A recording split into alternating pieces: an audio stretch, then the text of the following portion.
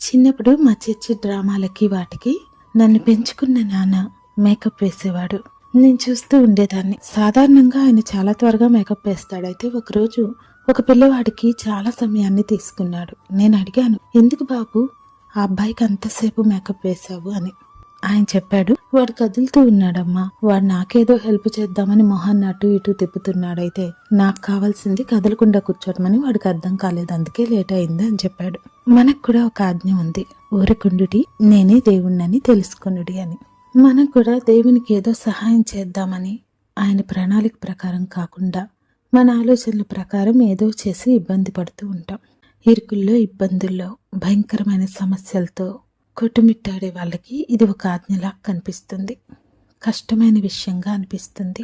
అప్పుడు మనకి బాగా అలవాటైన మాట, గాల్లో దీపం పెట్టి దేవా దేవా అనకూడదు అని దాన్ని వాడతాం. ఆ సమయంలో మనకి తనకొక్కడై ఉన్న కుమారుణ్ణి అబ్రహాము బలి ఇవ్వటం గాల్లో దీపం పెట్టడం కాదా అన్నది గుర్తుకురాదు. ఎవరూ నడవలేని సముద్రం మీద నడవాలనుకోవటం పేతురు గాల్లో దీపం పెట్టడం కాదా అన్నది గుర్తురాదు. అవును, గాలిలో దీపాన్ని కూడా ఆరకుండా చూడగలిగిన శక్తి మన దేవునికి ఉంది. ఆయన బండ నుండి నీరు రప్పించగలడు, పొద మండుచున్నా కాలిపోకుండా చూడగలడు, ఆకాశం నుండి ఆహారం ఇవ్వగలడు. ఊరకుండటం అంటే మౌనంగా ఉండి సమస్య గురించి ఆలోచిస్తూ బాధపడుతూ చింతపడుతూ ఉండటం కాదు.